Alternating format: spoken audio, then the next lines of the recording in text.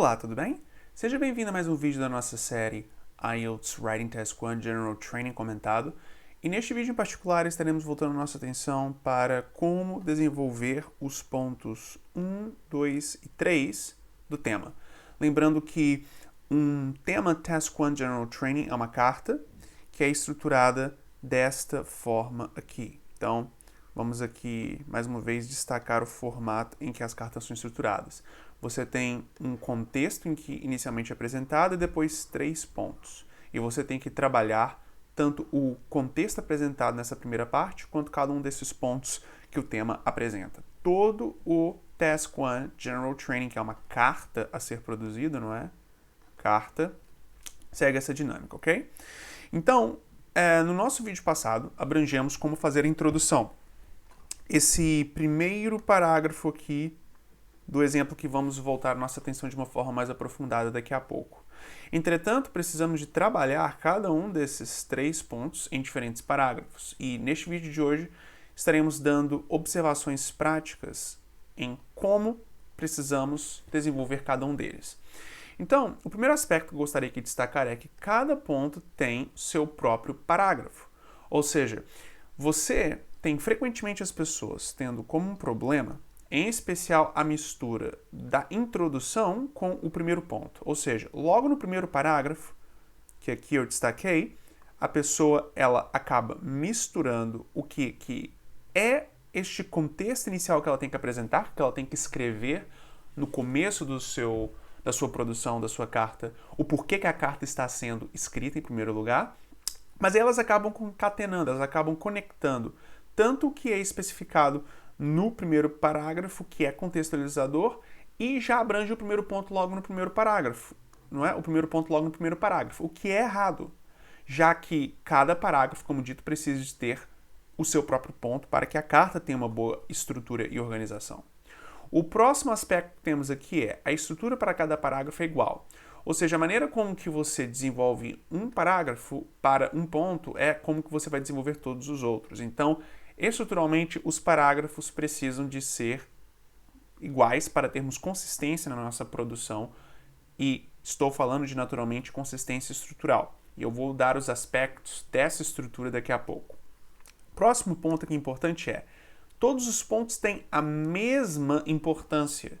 Então, como você pode ver aqui, tanto nessa primeira produção quanto nessa segunda que nós vamos ver aqui, perceba que o tamanho do parágrafo para cada um dos pontos, não é? É basicamente o mesmo, são bem parecidos. Demonstrando, portanto, que não existe efetivamente uma diferença de importância, vamos assim por dizer, entre o que é abrangido no ponto 1 e o que é abrangido, por exemplo, no ponto 3. Todos são trabalhados da mesma forma, na mesma profundidade, o que de fato é muito importante para uma produção completa. Um outro aspecto é, antes de começar a produção dos pontos, é mais uma vez importante para estarmos tendo a produção de fato se mantendo lógica, coerente e coesa, revisarmos o outline para, assim, nos lembrarmos do que iremos produzir e também nos mantermos focados. Não é? O que é o outline? Para você que ainda não viu um vídeo nosso nessa nossa série onde que falamos o que é um outline para o Task 1, é um rápido plano, quick plan que você faz, não é? Abrangendo primeiro o formato da carta, ou seja, se ela é formal, semi-formal ou informal, e igualmente você definindo aí o que cada ponto vai abranger. Você, então, neste planejamento, que idealmente são os 2 primeiros minutos dos 20 minutos do Task 1 que são investidos para fazê-lo, você abrange cada ponto aqui, tudo bem? Então, você tem uma rápida sentença-chave que você escreve para cada ponto e, assim, no final das contas, tem uma produção já pré-planejada antes da escrita. E isso pode ser, de fato, algo que venha ali deixar ansioso ou ansiosa, porque a gente tem uma sensibilidade real para com o tempo, já que o exame é cronometrado. Entretanto, esses 2 minutos iniciais que você faz um rápido planejamento definindo uma sentença-chave para cada ponto do tema, na realidade, por mais que no começo possa parecer um desperdício, na realidade é isso que vai te fazer evoluir mais rápido. na sua produção e assim, no final das contas, se desenvolver bem, ok? Então, muita atenção com relação a este aspecto. Um outro ponto, agora indo para aspectos mais estruturais, é, no começo do parágrafo, use tópicos frasais. Tópicos frasais é a dinâmica onde que logo no começo do parágrafo você tem uma sentença que, de certa forma, já deixa claro para o leitor qual é o tópico que é abrangido. Então, você tem, de certa forma, a possibilidade que é dada para quem lê de qual é o assunto abrangido por aquele tópico, ou melhor, por aquele parágrafo em particular. E a pessoa saberá disso somente lendo a primeira linha da sentença, a primeira parte da sentença complexa que você está desenvolvendo para um parágrafo em particular. Isso mantém a coerência. Você, desde o começo, indica o que nós chamamos de control idea, a ideia controle. E é quando essa ideia controle, que define a base do parágrafo, é especificado logo no começo, é claro para o leitor o que será abrangido nele, é previsível e, portanto, seu texto fica mais sólido, coeso e, portanto, bem estruturado. Tudo bem? E você vai ver na prática os tópicos frasais de cada um desses parágrafos. Um outro aspecto sugestão é, use de 4 a 5 minutos para o desenvolvimento de cada ponto. Isto é bom para o time management, para a administração de tempo, não é? De 4 a 5 minutos investidos para o desenvolvimento de cada ponto é realmente algo produtivo. Próximo aspecto é cada parágrafo idealmente tem de 2 a 3 sentenças complexas, não é? Nós já temos um vídeo nessa nossa série abrangendo o que é uma sentença complexa e, portanto, quando você faz de 2 a 3 sentenças complexas, você vai ter a quantidade de texto suficiente e inglês apresentado e abrangência por ponto suficiente para uma alta pontuação no Task 1. Tudo bem? E, por último, mas não menos importante, a sugestão é, neste processo de conectar essas sentenças complexas entre si, na estruturação do parágrafo, use conjunções para conectar essas ideias. E no nosso texto aqui, em especial o primeiro, mas também temos aqui no segundo, mas temos um destaque maior no primeiro, temos aqui palavras-chave que nos permitem conectar as ideias entre si. Tudo bem?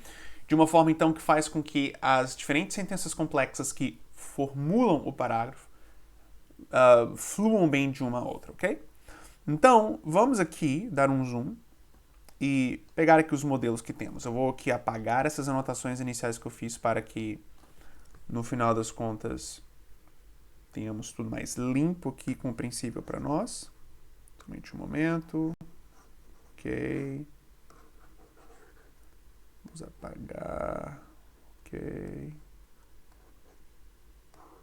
Eu vou voltar a riscar tudo isso de novo, mas para fins de compreensão é bom termos isso aqui apagado. Então, a gente já viu este tema antes. Como você deve ter percebido, estamos sempre trabalhando nos mesmos temas, mas isso é para, de fato, termos aquele desenvolvimento acumulativo, não é? Da forma apropriada de estruturarmos os nossos textos.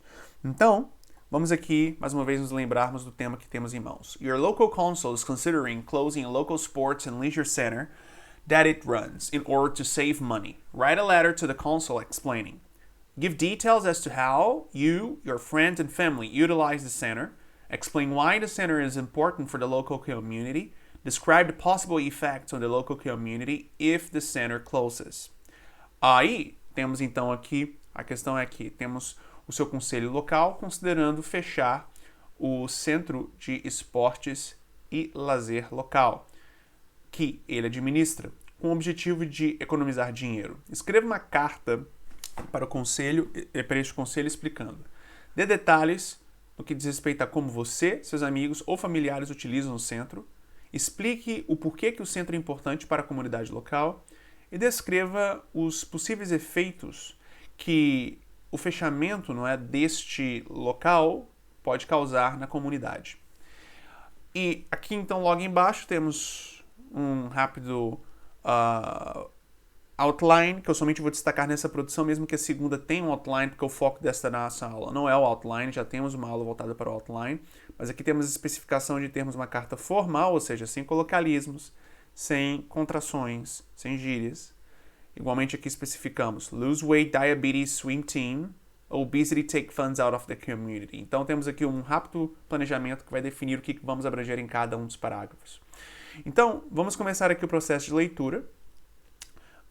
Você já, em outros vídeos, provavelmente viu aqui a introdução. Portanto, vou ler aqui rapidamente a introdução, sem nenhum comentário mais aprofundado, para depois irmos para os próximos parágrafos. Dear Sir or Madam, this well-considered letter regards your erroneous thought towards shutting the doors of our regional sports and leisure facility. Então, vamos aqui pegar o primeiro ponto, que é give details as to how you, your friends and family utilize the center. Então, first, the gym must remain open for the members of my family who reside as long-standing community representatives. Então, logo aqui no começo, the gym must remain open. Já sabemos então que este parágrafo provavelmente vai abranger como um todo as razões pelas quais o centro deve manter-se aberto, não é? Both my mother and father anguish from diabetes and depend on the fitness center to lose weight and combat this disease. Not only do my parents benefit from this leisure center continued operation, but also my daughter's city championship swim team uses the pool for practice. Então temos aqui definitivamente esse primeiro ponto do outline sendo abrangido neste parágrafo. E temos aqui as conjunções, não é? As conexões que no final das contas fazem as três sentenças. Aqui, no caso, são exatamente três sentenças complexas, né? Temos uma, duas, três, de fato formarem assim o parágrafo. Vamos aqui para o próximo. As an additional point to reject closure, you should recall how the sports facility integrates the community.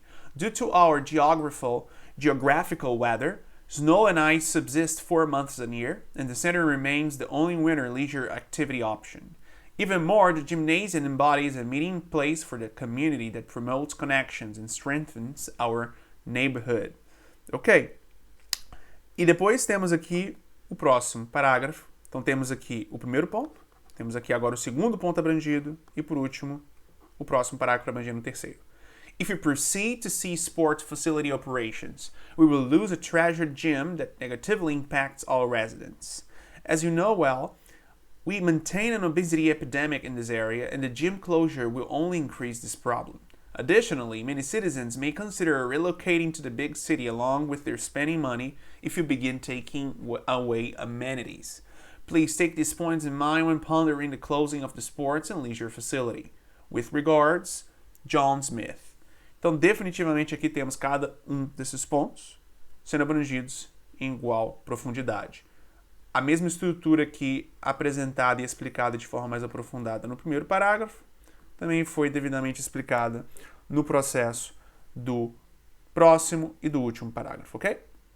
E agora vamos para o segundo exemplo de produção, onde que mais uma vez temos um tema que já abrangemos antes. You and your family are moving to another country and have decided to contact a property agent for assistance. You should say or ask, introduce yourself or your family, describe the type of accommodation you hope to find, give your preference for the location and accommodation. Então, você e sua família estão mudando para um outro país e decidirem contactar um agente de propriedades, um agente imobiliário, para obter assistência. Você deve falar ou perguntar, primeiramente, introduzir você e sua família, segundo, descrever o tipo de acomodação que você busca e, por último, indicar as preferências para a localização e a acomodação. Então, temos aqui no começo o primeiro parágrafo, que é a introdução. My family and I plan to relocate to a new country and require expert assistance to acquire leased property in the area. Ok. Então, agora vamos aqui abranger cada um desses pontos. Primeiro ponto sendo abrangido por este próximo parágrafo. Somente aqui, deixando as coisas um pouco menos confusas. Ok. Let us start with an introduction. I practice law and will resettle in Istanbul with my lovely wife, Dr. Gültet, and 3 beautiful children, aged 10, 12, and 16. We participate in kayaking, cycling, tennis, and baseball, so we consider ourselves a very active family. Então agora temos o próximo ponto. Veja aqui os tópicos frasais, não é? Próximo aspecto é moving on to the heart of the matter. We need numerous factors satisfied with the Istanbul rental property. Without question, we must acquire a 2-story villa that possesses 5 bedrooms, laundry connections, indoor spa, and 3 bedrooms. Besides these attributes, my wife considers herself a professional gardener, and thus the house should have a large backyard for agricultural purposes. Próximo ponto, que é o último. As Istanbul newcomers, we will lean on your assistance in discovering the perfect neighborhood location.